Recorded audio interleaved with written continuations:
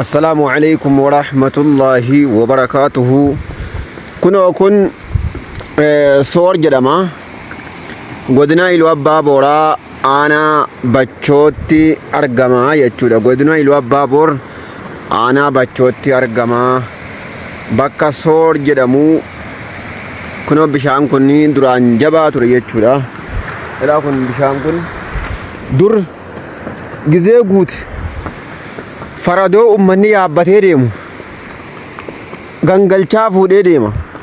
Amma galata rabbi alhamdulillahi rabbil aalamiin kun eega ijaaramee naannoo waggaa lamaati amal lama jechuudha. Dur faradoon achi keessaan bahee achiin dhufa. Amma galata rabbii kun akkuma isin gartan kana nooraan bishaan irraa ol fuudhamee ijaaramee. Garuu dur rakkoo jabaatu nu qonnamaa ture. Kunoo dildila nam tolchee kan mukarraa tolchan sanirra uummanni deemaa fardii keessa ce'aa ture. Akkasi jechuudha. Karaan kun asiin magaalaa Damboo deema, asiin immoo karaa Gubiyaa deema jechuudha. Gubiyaa bakka jedhamu deema. Bishaan kanarratti gaaf tokko mudannoo na mudaterraa faradoo wayiin kadhadhee dhufe. Gaafa san farda hin qabu, farda namaa kadhadhee dhufe. Gizeenan dhufe moggaa gahuu amata 3 duratti isinitti himutti jira, amata 5 hin geenye. Faradoo namaa kana bishaan gangalchee fuudhee deema.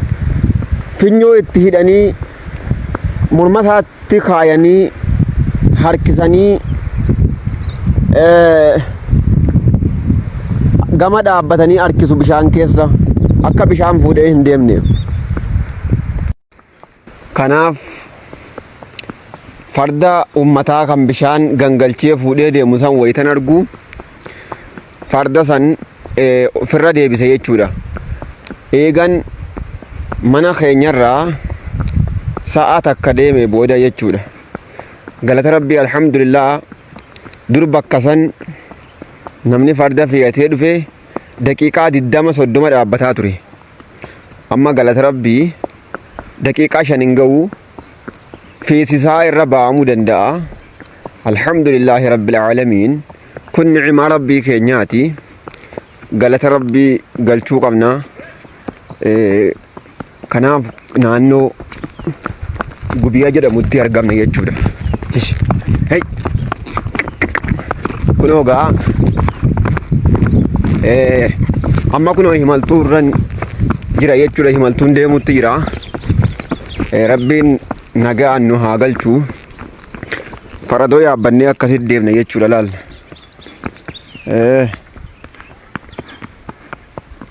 kanaaf waan jajjabaa hedduudha qabna.